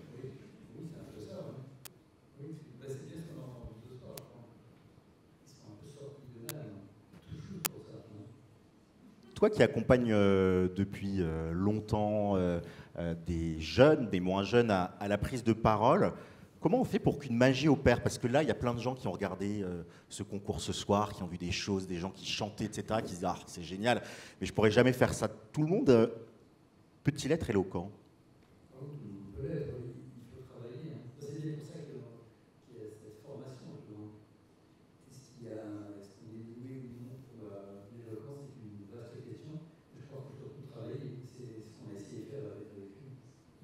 C'est quoi l'éloquence pour toi, Joseph? Oh, j'ai des questions comme ça. Hein. Et qui est là? 19h53, c'est les bonnes questions. Non, mais c'est quoi l'éloquence? Ou qu'est-ce que ça n'est pas? Parce que c'est parfois plus facile de définir par la négation. Non, ça te... Quelle question? Au pluriel, l'éloquence, alors déjà, c'est peut-être ne pas savoir. Peut-être que ça commence par ne pas savoir, mais par questionner, par être en relation, chercher en soi où ça vit, où ça bat. Peut-être que l'éloquence, c'est pas être sachant, c'est pas être pensant d'une manière sûre et certaine, mais peut-être être hésitant, chercher une réponse, comme je le fais là à l'instant, avec beaucoup de peine. Merci pour ta question. Dès que tu parles éloquence, je me tourne vers le public. J'espère ne pas cabotiner et simplement être là avec les personnes, essayer de m'adresser vraiment à elles. Quand on a un discours en face de soi, Édouard, qu'est-ce qu'on regarde comme mode de persuasion? Parce que le public n'a peut-être pas forcément cette notion-là, certains oui évidemment, mais il y a ces trois modes de persuasion et qui sont aussi les trois manières de connecter et de faire éloquence. Et je vais répondre à ta question en même temps en essayant de continuer sur la question de l'éloquence. C'est exactement ce qu'il faut faire. C'est bon, parfait. Non mais qui sont donc le pathos, donc essayer de travailler sur l'émotion, le logos, essayer de travailler sur vraiment l'argumentation qui va nous convaincre dans les éléments les plus rationnels que l'on peut amener, les éléments logiques qu'on peut retrouver dans le texte, et puis aussi la manière dont on va occuper l'espace, le logos, c'est qu'ils l'ont toutes et tous les quatre fait de manière bien différente. Et c'est ça aussi pour moi qui est hyper important, je crois, dans ce qu'on essaye de faire, qui n'est pas de vous transformer de manière factice, en tout cas j'espère, mais plutôt de vous prendre à partir d'où vous venez et de vous tirer sur les endroits où vous êtes bon. Et je me rappelle d'ailleurs, Pierre-Louis, une question que tu me posais à l'issue du deuxième tour, qui était, enfin pas une question mais une remarque que tu m'avais faite, qui était de... Tu n'avais pas osé faire ce que tu aimes faire. Parce que la première fois que Pierre-Louis m'avait fait un discours, c'était totalement hallucinant, presque un peu fou et vraiment too much. Mais moi, ça m'avait parlé parce que tu étais là, authentique, devant un public à essayer de te raconter. Et puis, nous, avec ce qu'on sait faire, ou en tout cas ce qu'on essaye de faire, ce qu'on pense qui est bon pour la parole, le discours, on essaie de vous prendre dans ces endroits où vous êtes bon et de vous tirer par là et de vous emmener en restant sur ces qualités que vous avez déjà. Comment on prépare, Pierre-Louis, un discours comme celui-là? C'est quoi la méthode à l'œuvre? Est-ce qu'on écrit tout d'un coup? Est-ce que ça nous vient par petites mélodies? On se brosse les dents et tchac, on a une phrase qui vient? Ou comment toi, tu as travaillé? Alors, moi, j'ai reçu le sujet. J'étais en vacances, donc j'ai continué un peu mes vacances en le gardant dans un coin de ma tête. J'ai discuté avec mes amis, comme ça, de ce que ça leur évoquait, de ce que moi, ça m'évoquait, pour voir un peu, oui, l'horizon d'attente, tout simplement, ou les premières idées comme ça. Puis après, moi, ce que je fais pour l'écrire, c'est... je me suis posé dans le train, j'ai mis de la musique, je l'ai écrit une première fois. C'était trop long, 12 minutes. Du coup, je l'ai raboté, 10 minutes, je l'ai re-raboté. Et ensuite, du coup, pour arriver à ce que vous avez entendu ce soir, qui, je l'espère, était assez agréable à écouter. Merci beaucoup Pierre-Louis, on l'applaudit très fort, bravo. Merci. Suspense. Alexandre. On peut applaudir très fort aussi, allez-y, hop là. On devrait applaudir un peu plus souvent dans la vie. Quand on arrive dans le métro, si on était... Alors, Alexandre.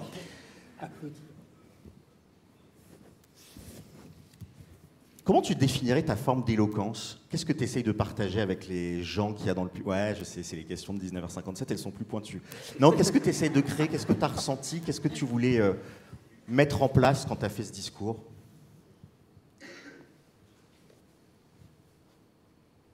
J'avais vraiment envie d'être avec vous. Un conseil que Joseph m'avait donné une fois, je t'en remercie, c'était avant de monter sur scène, dis un mot à l'intérieur de toi. Prononce un mot dans ta tête, et n'importe lequel, que ce soit rayonnement, grande. Et moi, ce soir, j'avais le mot don. Don de moi. Et je crois que c'était surtout ça. C'est beau. Ça s'applaudit, le don, comme ça. Ça a été quoi, toi, ta méthode? Comment tu as reçu le sujet? Qu'est-ce que tu t'es dit? Comment tu l'as travaillé, ce petit truc tout brut? J'ai beaucoup ri en voyant le titre du sujet. Je ne savais pas ce que ça voulait dire. Alors, je me suis renseigné. Je me suis dit que c'était très créatif de la part des organisateurs et organisatrices. Personnellement, je pense que c'est très... ça varie beaucoup selon les personnes. Moi, je le fais d'un coup. Après, je m'arrête, je laisse le texte reposer un petit peu, et ensuite j'y reviens. J'ai envie de tout changer, je ne suis pas du tout content, et je le mâche, et j'essaie de cohabiter avec le texte après quelques jours, et je le regarde parfois, je l'imprime, et il me regarde, et on se regarde, et on se dit, ça pourrait peut-être aller, ne t'inquiète pas. Donc avec du courage, et en essayant de se rassurer avec son propre rythme. Édouard, tu as un parcours à la croisée entre les sciences de l'ingénierie et les sciences humaines et sociales. Je me faisais une réflexion en venant, je vais essayer de faire court parce qu'en fait on est déjà en train de grappiller du temps, mais ce matin j'ai eu une présentation, je fais beaucoup de choses dans ma vie, et ce matin j'avais une présentation sur une intelligence artificielle qui imite des conseillers téléphoniques. Et moi, je pensais que c'était les trucs, comme on reçoit les appels, vous avez le truc qui ne va pas du tout. Et j'ai été bluffé parce que la démo était juste bluffante. La personne parlait de manière très humaine, c'était une voix naturelle, il y avait des pauses. Il y avait encore des petites choses qui n'allaient pas, mais je me suis dit, et c'est la question que je te pose, toi qui es à la croisée entre ces univers-là, qu'est-ce qui reste de l'éloquence humaine quand on va être capable de copier avec de l'intelligence artificielle cette forme d'éloquence? Qu'est-ce qu'on a vu ce soir qui peut donner des raisons d'espérer quand on se dit que toutes les facultés humaines sont copiées? Alors, c'est une question très difficile. C'est 19h59, 20h même, pour ça. En recherche, on essaye de ne pas trop prédire l'avenir, hein, puisqu'on se trompe souvent. Mais non, effectivement, la question, et puis même qui a pu être d'actualité dans le concours, peut-être que des intelligences artificielles capables d'écrire du texte ont été utilisés à certains moments, et est-ce qu'il faut avoir une position totalement de rejet face à ces usages-là? C'est difficile à dire, de toute façon ils s'installent, ils sont là, il y a forcément une critique à en faire, évidemment, il y a un recul à prendre dessus, mais il faut aussi, je crois, poser cette question de comment on va faire avec.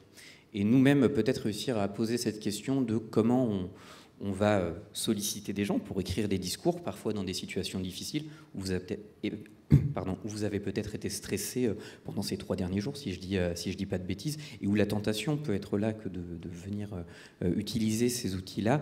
Est-ce qu'on peut en vouloir à cette tentation-là, puisque ça s'ancre tellement dans de nombreux usages quotidiens de bien des manières.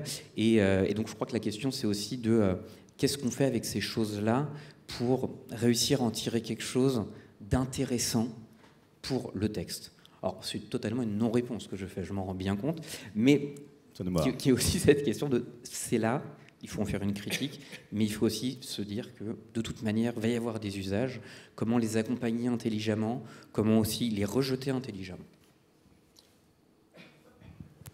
Moi, j'aime beaucoup l'IA. vraiment. Et je pense que c'est une chance de cultiver tout ce qu'elle n'est pas. Comme je le disais tout à l'heure, de ne pas savoir, l'IA sait, plus ou moins.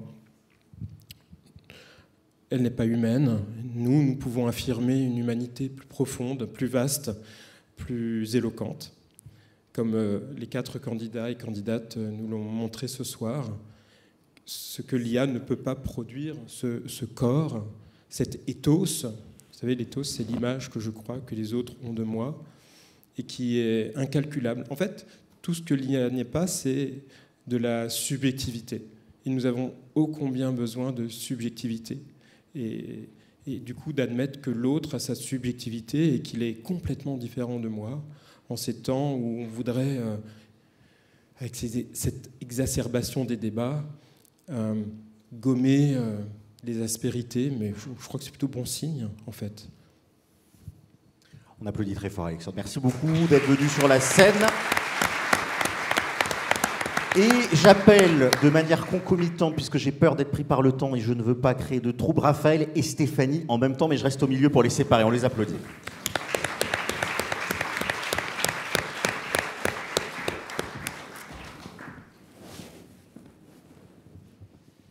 Je donne quand même mes conflits d'intérêts. Stéphanie a été mon étudiante à Compiègne. J'étais très heureux de tout le monde, mais Stéphanie particulièrement. Voilà. Donc quand je m'adresse à elle, il y a un peu de fierté de l'ancien prof qui revoit son élève, qui a merveilleusement bien réussi, tout comme les 3 autres candidats. Stéphanie, du coup. Du coup, j'ai perdu la question que je voulais poser. Si. Il y a une phrase que moi j'aime bien dire au début de la formation de Fleur d'éloquence, qui pour moi est un peu le mantra, c'est que l'avantage des concours d'éloquence, c'est que tous les espaces où on prend la parole à vos âges, et même parfois à nos âges, sont des espaces, surtout peut-être à nos âges, il y a peu d'espace de gratuité dans la prise de parole. Quand on est étudiant, on prend la parole pour faire des projets, pour soutenir son mémoire de médecine. Quand on est jeune diplômé, on va aller soutenir, passer des entretiens d'embauche, on va défendre des projets culturels, on va essayer d'aller avoir des sous pour financer une activité entrepreneuriale. L'éloquence, Fleur d'éloquence, un concours d'éloquence, c'est peut-être ce lieu de gratuité où on parle, pas pour ne rien dire, parce qu'on nous dit beaucoup de choses, mais où on parle sans grand risque. Il ne se passe pas grand-chose. Et pourtant, en vous écoutant, tout particulièrement ce soir, toutes et tous, je me suis dit, est-ce que c'est vrai? Est-ce que tu as le sentiment que la parole que tu as eue là, elle est gratuite, ou est-ce qu'elle a un sens, un impact pour toi, pour les autres? Comment tu vis ça?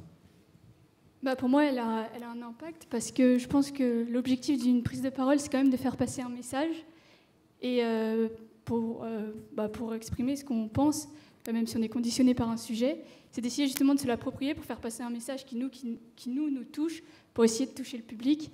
Et donc, je pense que c'est gratuit parce qu'on n'attend rien en retour, mais en fait, quand Alexandre parlait de dons, je trouve que c'est vraiment ce que... c'est vraiment ce que c'est donner quelque chose au public pour le toucher et espérer qu'il en retienne quelque chose. C'est beau. Est-ce que je peux poser une question? Oui, bien sûr. Est-ce que vous trouveriez ça intéressant qu'il y ait un prix du public, en fait?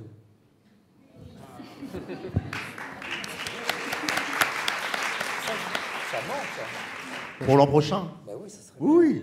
Mais non, mais on s'était dit l'an dernier qu'on le faisait, mais on a oublié collectivement. Moi, je pense qu'on peut même demander au public à main levée. Absolument pas. Vous trouveriez ça intéressant? On veut pas savoir ce que vous avez pensé. Vous irez faire. Pensez à aller voir les candidats à la fin. C'est toujours leur moment. Partez pas trop vite. Ceux que vous connaissez pas, surtout. Moi, je garde des bons souvenirs des gens qui étaient venus me voir comme ça. Oui, Raphaël, pardon, j'avais ma petite anti-sèche. Question pour toi sur l'éthos. Donc l'éthos, c'est, on l'a dit déjà 2 fois, mais on le redit une 3e fois, la figure que dégage un orateur ou une oratrice à travers ce qu'il ou elle va dire, à travers les exemples utilisés, à travers la manière dont l'orateur ou l'oratrice est habillé. Et je trouve que l'illustration la plus parfaite de l'éthos, je le dis en cours et je le dis aujourd'hui devant vous, c'est quand même les étudiants en médecine. C'est-à-dire qu'à partir du moment, je ne sais pas si vous sentez ce shift-là, mais à partir du moment où un étudiant en médecine, dans un discours, dit qu'il est étudiant en médecine, il se passe quelque chose. Est-ce que tu as ce sentiment-là? Est-ce que tu en as parfois joué dans tes discours et comment tu vis ça, toi, qui as du coup un ethos, je sais pas, quand il y a plein d'autres choses où on n'a pas un ethos préalable, c'est-à-dire l'image. Quand on dit qu'on est étudiant en médecine, ça en jette. Étudiant ingénieur aussi, hein, évidemment, mais étudiant en médecine, tout de suite, il y a quelque chose d'un peu grandiloquent. Est-ce que tu le sens, toi, quand tu fais un discours, ou pas du tout? Tu peux dire pas du tout. Je vais commencer par donner une petite anecdote au public. Moi, c'est la 2e année que je tente Fleur d'éloquence. Et je me rappelle que mon tout premier cours, parce qu'on a des formations avant de passer au concours, mon tout premier cours, je discute avec le formateur à la fin, qui était Guillaume Ouattara. Et quand je lui dis que je suis en médecine, il est en mode « Mais c'est incroyable, mais c'est génial. Il faut absolument que tu en parles à chacun de tes discours. » Et la première chose que j'ai fait dans chacun de mes discours, c'était bien sûr de ne pas en parler.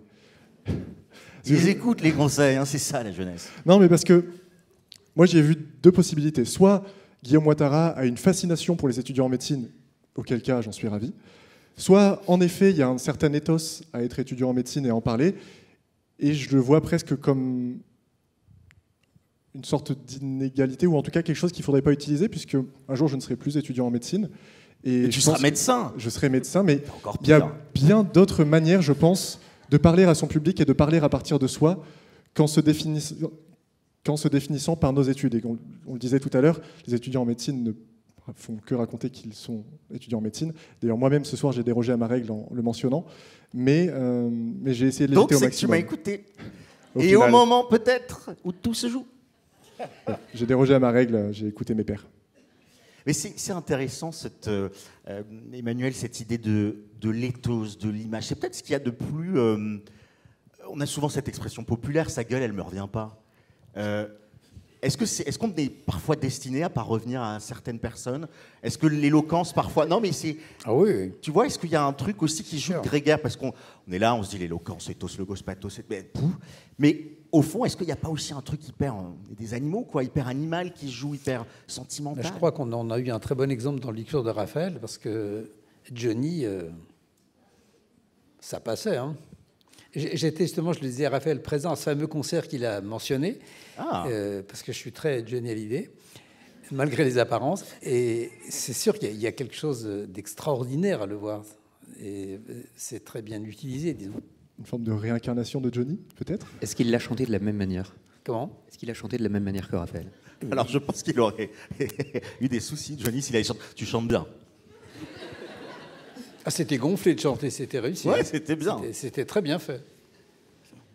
Après, c'est Johnny, quoi. Puis ça, c'est de la référence, en plus. La contrainte des feuilles.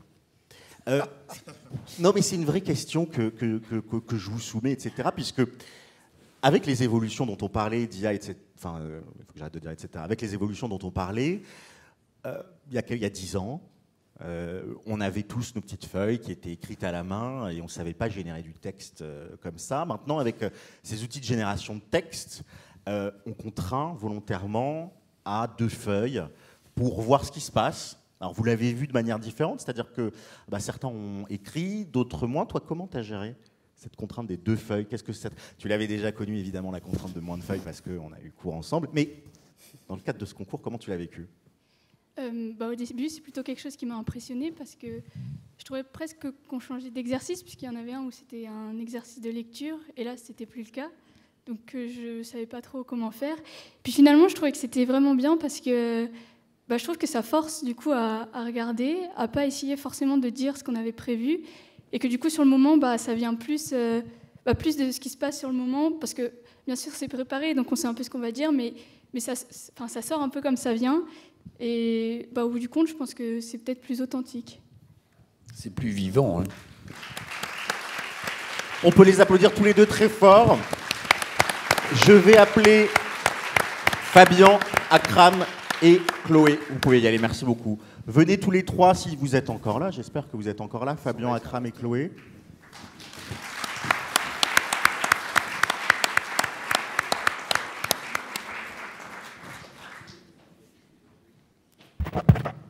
Je vais me mettre au pupitre, du coup, comme ça vous pouvez vous asseoir tous les 3. On crée une originalité scénique. Alors juste...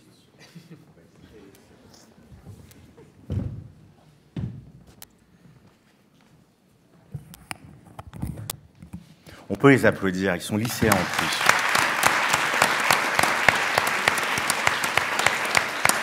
Vous êtes en quelle classe, tous les trois? En première. Première? Moi en seconde. Seconde? En seconde aussi. En seconde? Oh, on réapplaudit.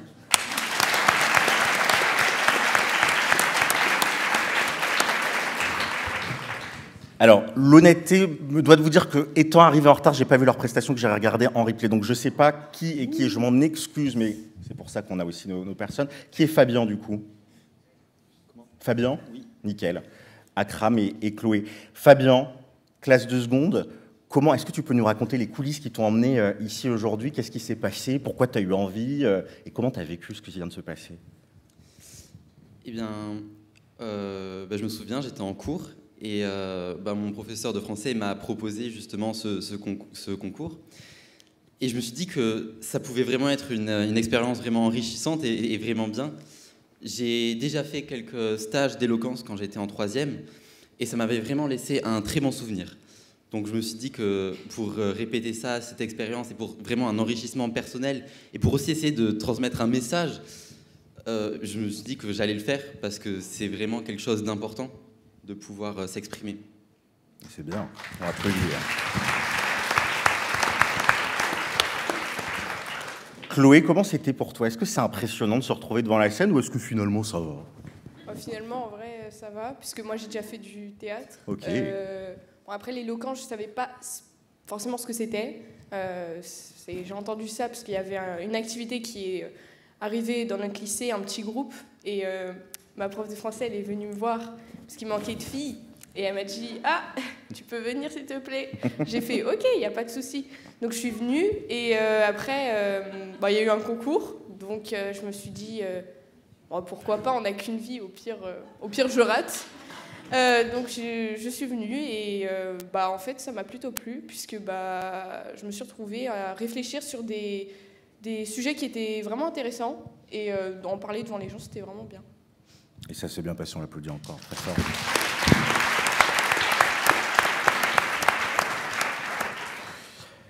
Akram, comment ça a été pour toi? Comment tu décrirais, parce qu'il y a peut-être des gens qui sont jamais venus sur une scène comme ça, qui n'ont jamais pris la parole. Comment tu décris ce qui se passe quand on arrive au pupitre, qu'on doit s'adresser, qu'on a le public, qu'on a les amis, la famille, mais qu'on a plein d'inconnus? Comment on se sent?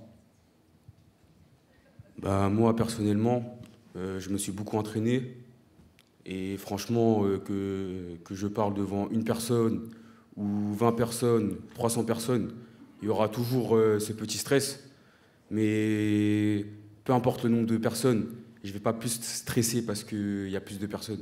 Et ça me fait plaisir, ça me donne plus de force quand je vois des amis à moi, des professeurs ou ma maman, car ça me donne plus de force et l'envie de faire de mon mieux. Elle est où la maman? Comme dans l'école des fans. Édouard, tu aurais été capable, toi, de faire un discours d'éloquence quand tu étais en seconde? Je pense pas, j'écrivais de très mauvais poèmes, donc il valait mieux que je ne les dise pas à l'oral. Voilà. C'était pour qui tes poèmes? C'était des lettres d'amour fictives. Je vais pas en dévoiler plus que ça. C'est assez...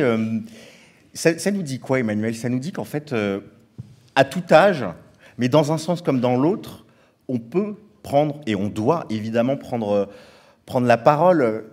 Tu as accompagné des publics plus adultes, plus matures en âge. Là aussi, on peut avoir des blocages, des choses, et en fait, tout se débloque avec du travail.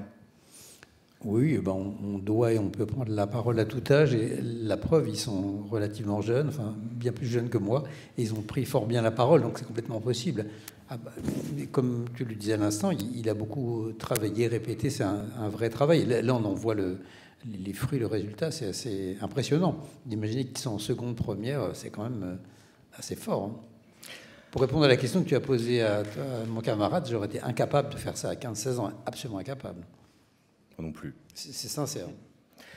J'entends au loin le bruissement des pas feutrés du public, oui, vous êtes là évidemment, mais du jury qui revient de sa délibération, l'air heureux, satisfait, content. Ils sont donc arrivés à un consensus.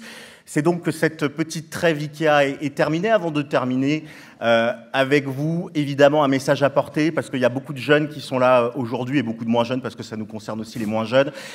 Mais vous l'avez vu, l'éloquence n'a pas d'âge et il est toujours temps de s'engager, que ce soit dans des concours quand on est au lycée, quand on est en études, ou bien d'essayer de voir comment faire vivre la parole, parce que c'est grâce à une parole vivante que l'on ne meurt pas. Bonne soirée. On vous les réapplaudit très fort, bravo à vous. Bien, mesdames et messieurs, merci beaucoup pour cette belle soirée que nous venons tous de vivre. Merci beaucoup à nos élèves, à nos étudiants pour ces magnifiques textes qui nous ont apportés, qui nous ont emmenés parfois très loin, y compris dans des pentes neigeuses et délicates. Voilà, merci beaucoup aux élèves, aux professeurs qui les ont accompagnés. Merci beaucoup à la Sorbonne, merci beaucoup à la BNF. Et je suis ravi donc de remettre le prix des élèves lycéens. Donc nous avons eu beaucoup de difficultés, évidemment, comme chaque fois, à nous mettre d'accord, puisque les 3 candidats avaient chacun, évidemment, des qualités, puisqu'ils étaient en finale. Mais nous avons finalement décidé que le prix revenait à Monsieur Akram Zidane.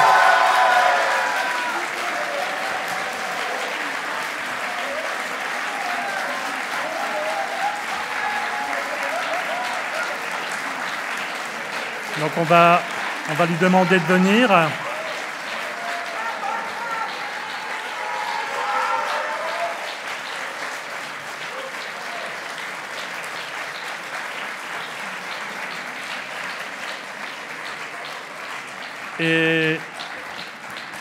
Et nous avons le plaisir de lui offrir un iPad.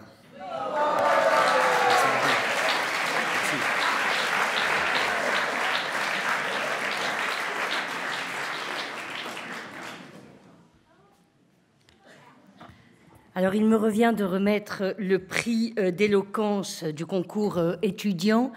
Et c'est vrai que c'est convenu, mais je vous supplie de croire que c'était vrai. Il y avait 4 candidats et pour moi, ça a été une découverte absolument somptueuse. J'ai été éblouie par vous.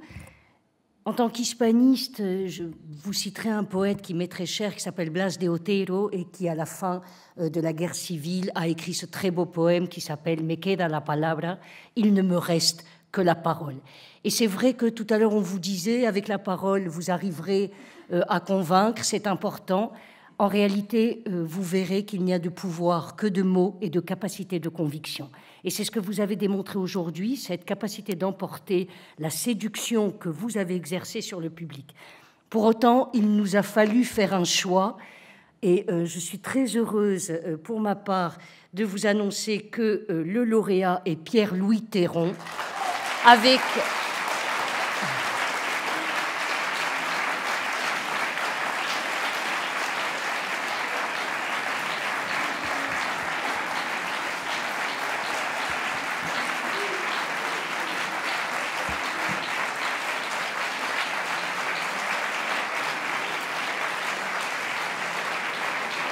Alors, je dois vous juste terminer pour vous dire que c'était un discours ciselé. Moi, j'ai été absolument éblouie par votre citation de Brigitte Fontaine.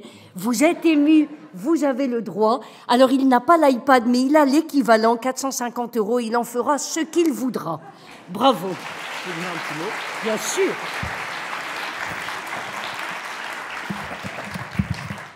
Ben, ça me fait beaucoup rire les 450 €, parce que quand j'étais en vacances, là, et que j'ai écrit une partie du texte, j'ai acheté un ticket Astro à gratter, et j'ai une amie, la première chose qu'elle m'a dit, c'est « Si tu gagnes, tu nous donnes combien de pourcents ?»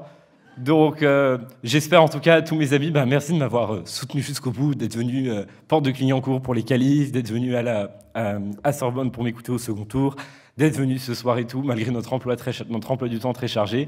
Et j'espère que ces 450 €, on pourra en profiter tous ensemble. Et une dernière chose, moi je le dis très vite, ce que je trouve incroyable avec l'éloquence, c'est dans un monde où on nous réduit de plus en plus à notre apparence, à là d'où l'on vient, ou l'image qu'on peut renvoyer, et même s'il y a beaucoup d'éthos dans un discours d'éloquence, c'est toujours agréable pendant 10 minutes, 8 minutes, d'être juste une voix, juste une histoire, et juste une occasion de rêver pour vous. Merci.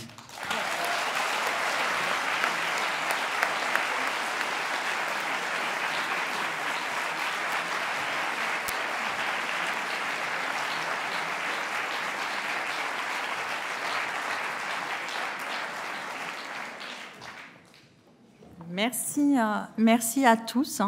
Merci pour cette belle soirée qui nous a fait passer par plein d'émotions et qui nous a fait beaucoup penser aussi. Et je dois dire que personnellement, c'est une soirée qui me donne confiance en l'avenir. Voilà, vous êtes formidables. Et alors, ne partez pas. Les candidats, ne partez pas. Nous devons vous remettre ces magnifiques tote bags, le Sorbonne Université, ainsi qu'un certain nombre de goodies. Et puis, ne partez pas parce que nous avons, avec les candidats, un petit moment festif qui nous attend. Donc, on espère bien pouvoir discuter avec vous et vous dire tout le bien qu'on a pensé de vos prestations. Je parle des candidats étudiants et lycéens, bien entendu. Voilà. Et nous tous, on se retrouve l'année prochaine parce qu'on ne va pas s'arrêter en chemin.